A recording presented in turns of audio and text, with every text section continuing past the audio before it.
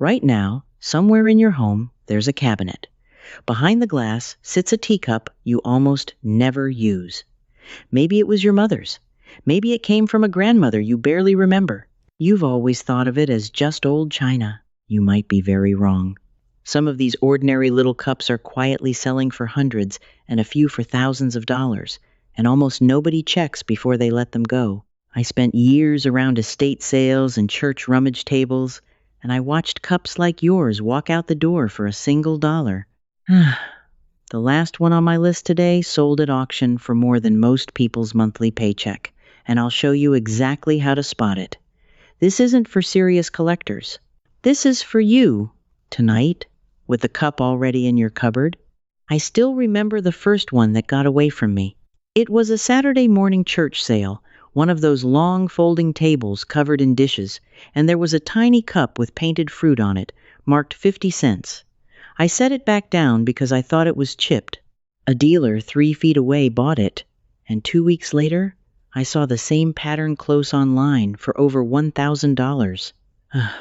That mistake taught me more than any price guide ever did. So let me walk you through it, from the everyday pieces all the way up to the one that could change your week. Let me start with the cup almost every family in America owns. You know the one, roses. Fat red and pink roses, gold trim on the rim, a scalloped edge. It's called Old Country Roses, made by Royal Albert in England. And the pattern first came out in 1962. It became the best-selling bone china pattern in the world, which is exactly why most people assume it's worth nothing. And most of the time, they're right. The common pieces made in the 1980s and 90s are everywhere, and a single cup and saucer might bring you $10 or $15.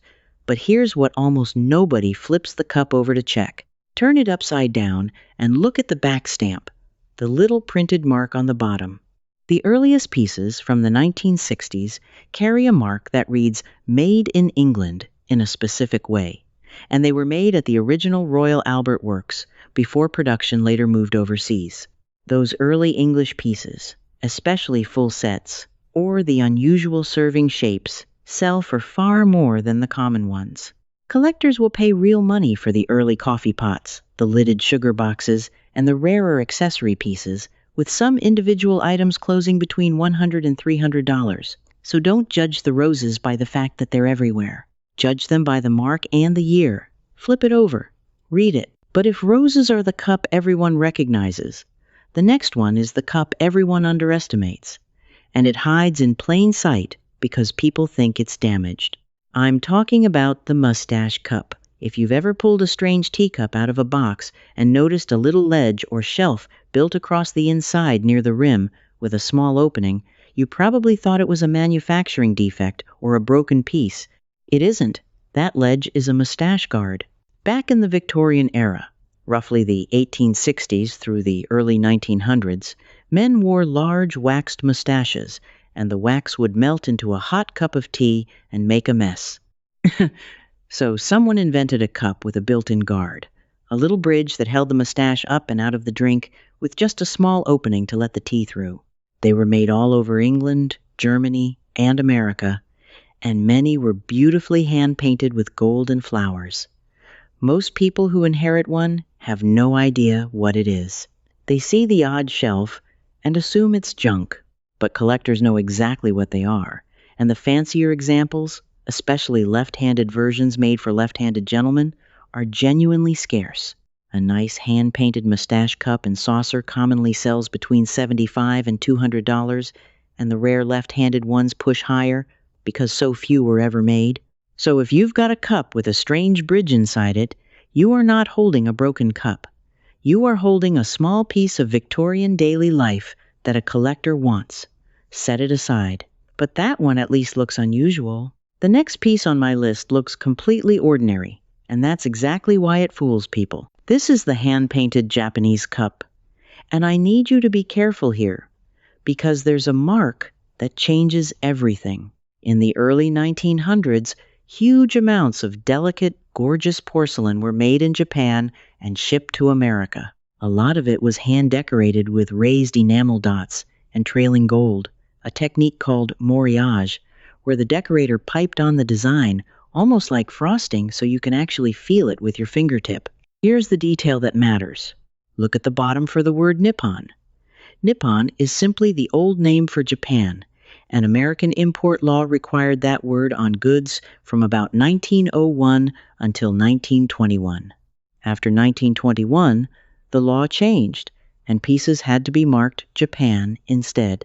So that single word, Nippon, tells you the cup is at least 100 years old, made in a narrow 20-year window. The common Nippon cups still bring $40 to $80, but the finely decorated ones, with heavy moriage beading, hand-painted scenes, and lots of gold, regularly sell for $100 to $250, and the exceptional ones go beyond that. Run your finger over the decoration. If you feel raised, beaded dots, and the bottom says Nippon, you are holding something a lot of people would love to buy. Now, I want to stop here and talk directly to you, the person who is only half listening because you're sure none of this applies to your cabinet. Maybe you're thinking, my mother's cups are just plain old dishes, nothing special, nothing fancy, no fruit, no gold. I have heard that exact sentence from people who were sitting on real money. So this next part is specifically for you, and I want you to actually get up and do it tonight. Go to your cabinet, take out any old cup, and turn it over in your hands. First, look at the bottom, the backstamp. Is there a country name? Is it England, Bavaria, Nippon, occupied Japan? Each of those points to a specific era. And occupied Japan, which was only used from 1945 to about 1952, is its own little collectible category. Next, hold the cup up toward a lamp or a window and look through it. Real bone china, the good stuff, is translucent. If you can see the faint shadow of your fingers through the side of the cup when the light is behind it, you are holding fine bone china, not thick everyday earthenware. That glow is a signal of quality, and it separates a $2 mug from a cup worth real money. Last, feel the rim and the handle. Run your fingertip along the painted lines. If the gold or the color sits slightly raised, if you can feel the brushstrokes, it was decorated by hand, not stamped by a machine. Hand-painted almost always means older, rarer, and worth more. 3 checks: the mark, the light, the touch. You can do all 3 in under a minute, and they'll tell you more than most people ever bother to learn. Now that you know how to look, let me show you the pieces where that skill really pays off. Because the next cup was made for a company obsessed with delicacy, and it's one of my personal favorites. I'm talking about Shelley. Shelley China came out of Staffordshire, England, and the name most people should learn is the shape called Dainty, designed with a fluted, 6-sided body and a thin looped handle. Shelley used the Shelley name on their finest bone china from around 1925 onward, after earlier years under the Wileman name. What makes Shelley special is how thin and light the china is. Pick one up and it feels like it weighs almost nothing. Hold it to the light and it glows.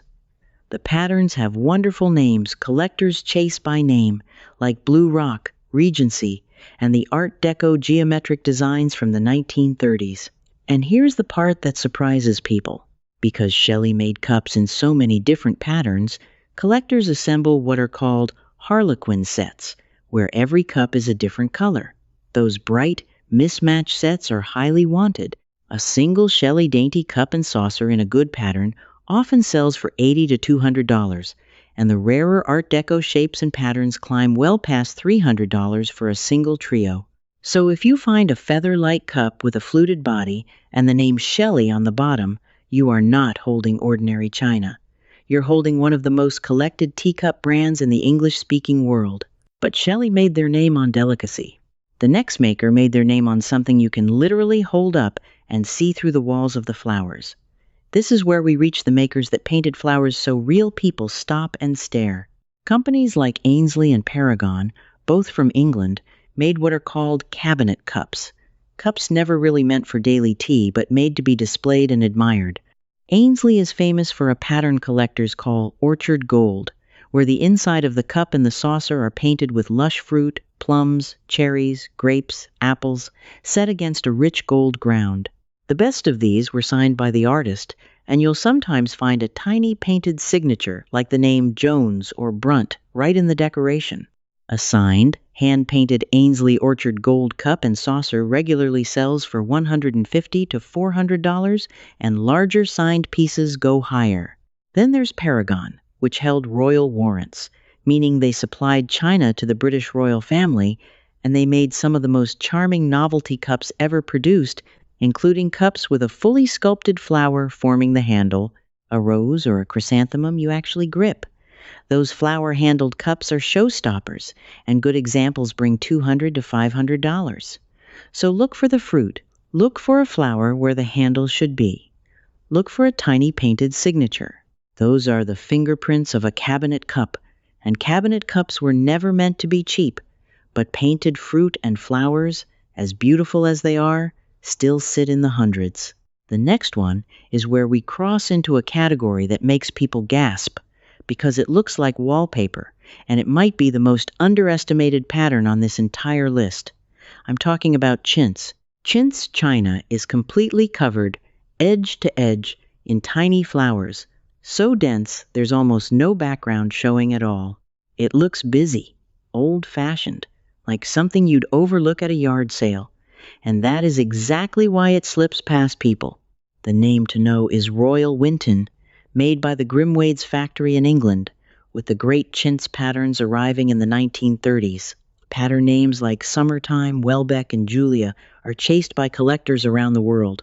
There's also Lord Nelson Ware and James Kent Chintz, all English, all made the same way, with the floral transfer applied so carefully the pattern matches up across every seam. Here's the shocking part. For years, chintz was unfashionable and cheap. Then, in the 1990s, collectors woke up to it. Prices exploded, and they've stayed strong. A single Royal Winton chintz cup and saucer in a wanted pattern like Summertime commonly sells for $100 to $250, and rarer shapes and patterns go far beyond that. Full stacking sets and teapots reach many hundreds of dollars. So, if you have a cup that looks like it's wearing a floral dress, covered corner to corner in little flowers with no plain space left, do not underestimate it. Flip it over and look for Royal Winton, Lord Nelson, or James Kent. That busy little cup could be one of the best finds in your cabinet. But here's where I have to tell you something that might make you a little angry. For a long time, the people buying at estate sales counted on you not knowing any of this. When I was starting out, I watched dealers walk the tables early, cups already flipped and read before the family even finished setting out the boxes. They knew the marks, they knew the patterns, and they knew the folks selling did not. A cup marked at $1 because it looked old and fussy was, to the right eyes, a $50 or $100 piece, and the difference went straight into a stranger's pocket. That's not bad luck. That's the cost of not knowing what you're holding. And it's exactly why I do this. If you want to go even deeper than what we're covering today, I've put everything I know into a book called Hidden Value, the same knowledge that dealers kept to themselves, laid out clearly so you can walk into any estate sale, any rummage table, any family attic, and read what you're holding before anyone else does. It covers marks, patterns, and the exact details that separate a dollar cup from a $100 cup, and you can find it linked in the description below. Thousands of people have already used it to stop letting value walk out their door, and I think you'll find it changes the way you see every cabinet you open from now on. So let's keep climbing, because the next pieces are where the real money starts. The next cup looks almost too rich to be real, with deep colors and heavy gold, and it comes from one of the oldest names in English porcelain. This is Imari-style china, and the great English name for it is Royal Crown Derby. Imari decoration uses a bold combination of cobalt blue, iron red, and gold, arranged in intricate panels of flowers and fans. The style originally came from Japan, but English factories, Derby chief among them, perfected their own dazzling versions. Royal Crown Derby has a dating system built right into the mark, and this is the kind of detail that separates a guess from a real identification. Under the crown mark, they added a series of dots and symbols that tell you the exact year of manufacture. Collectors use charts to read those symbols, so a piece isn't just old, it can be pinned to a specific year. That kind of certainty is what drives value. A Royal Crown Derby Imari cup and saucer in a pattern like the famous Old Imari, with its rich blue, red, and heavy gold, regularly sells for $200 to $500, and older or rarer examples climb well past that. The gold on the best pieces is real gilding, and it has a depth that cheap decoration can never fake. So, if you have a cup dripping in blue, red, and gold in those geometric flowered panels, turn it over and look for the Derby crown. You may be holding a piece you can date to the exact year, and that's the kind of thing serious buyers pay a premium for. But Imari is about pattern and gold. The next piece is about a single artist's brush, and it's where cups stop being tableware and start being paintings. This is hand-painted royal Worcester fruit, and I need you to lean in, because this is the category that got away from me at that church sale all those years ago.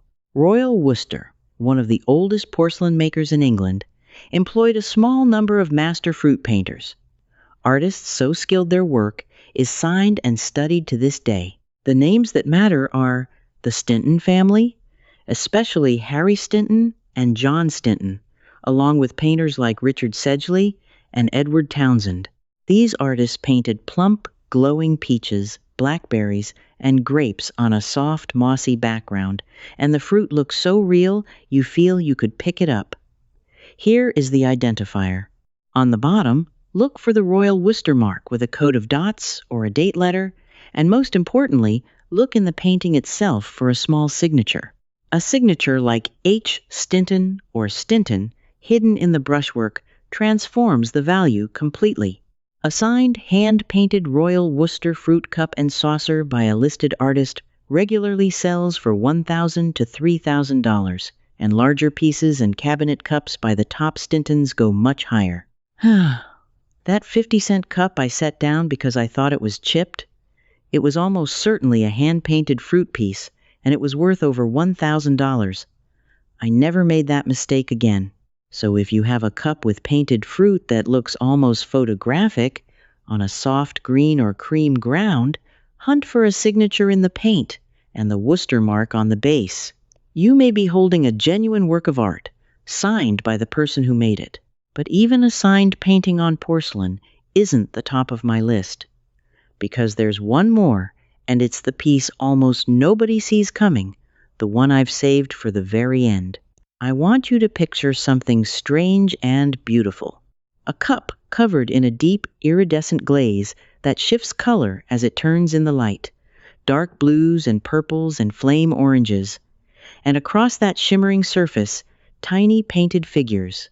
Elves, fairies, imps crossing a bridge, ghostly trees in a haunted wood, gnomes hidden in golden foliage. This is Wedgwood Fairyland luster, and it is the crown jewel of collectible teacups. Here's the story, because this piece has a real one.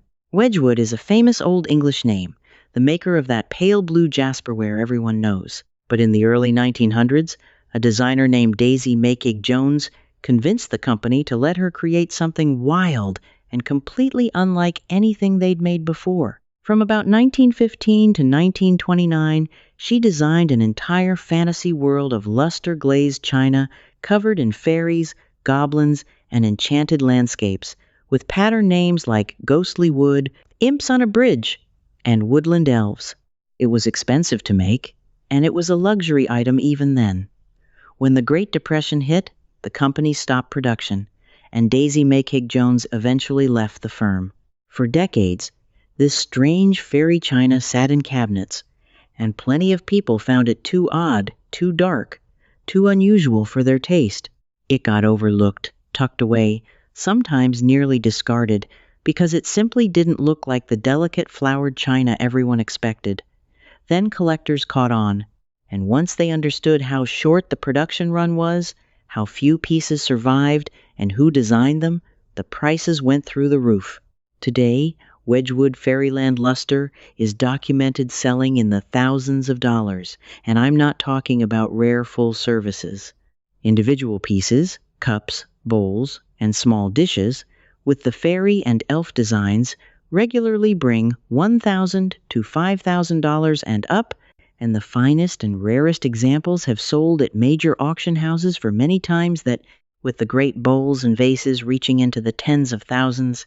Auction records for Mayking Jones' Fairyland luster are public and well documented, exactly the kind of thing serious buyers watch, and exactly the kind of thing a family cleaning out a house has no idea they're holding. Here is how you spot it, so you can check this weekend. First, the surface has that unmistakable iridescent luster, a glaze that gleams and shifts color, never flat or matte. Second, the scenes are fantastical, not floral. Look for little figures, fairies, elves, imps, gnomes, and dreamlike trees and bridges rather than ordinary roses. Third, and this is the confirmation, turn it over and look for the Wedgwood mark, often with the Portland vase symbol, and frequently a printed pattern number beginning with the letter Z, which Wedgwood used for these luster patterns. Iridescent glaze, fairies and elves instead of flowers. A Wedgwood mark with a Z number underneath. Those three things together mean you may be holding the single most valuable teacup most people will ever touch. Think about that. A cup that generations found too odd to display, that sat forgotten in the back of a cabinet, that someone might have set out on a yard sale table for a couple of dollars because it looked dark and strange, is the very piece a collector would drive across the state to buy. It was overlooked for a lifetime. One person finally recognized the fairies for what they were, and now you know exactly what to look for. So let me leave you with this. Everything I've described today, the roses and the fruit and the fairies, is sitting in cabinets and boxes and attics all over this country right now, waiting for someone to finally turn it over and really look. You could very well be holding a small fortune you never knew you had, wrapped in tissue, pushed to the back of a shelf, remembered only as Grandma's old cup. You are the kind of person who refuses to let something valuable slip out the door for pennies. That's why you watch to the end. And that's why you already know more than most of the people at every estate sale this weekend. Now, I want to hear from you. Go look at your cabinet tonight and tell me in the comments which one you think you have. Is it the painted fruit that could be a signed Worcester, the busy little Chintz cup covered in flowers? Or did the fairy luster stop you cold because you're now picturing a strange, shimmering cup you haven't thought about in years? Tell me. Leave a comment and describe what's on the bottom of your cup, and I'll help you point in the right direction. And if you want to keep finding the value hiding in your own home, join the people who are doing exactly that, because the next thing I'm going to show you is the one kind of old dinner plate that buyers quietly pull from donation piles before anyone notices the mark on the back. You are going to want to check your cabinet before that one, too. So flip your cups over tonight. Read the marks. Hold them to the light. The one you almost gave away might be the one worth the most. I'm so glad you stayed with me. This video gave you the overview, but inside the Hidden Treasure Circle, I pick up right where we just stopped, taking you deeper into old china identification. You can ask me your own question, and I answer you myself. No bot. And you're not doing this alone. Just point your phone's camera at the code on the screen. You can cancel any time with one click.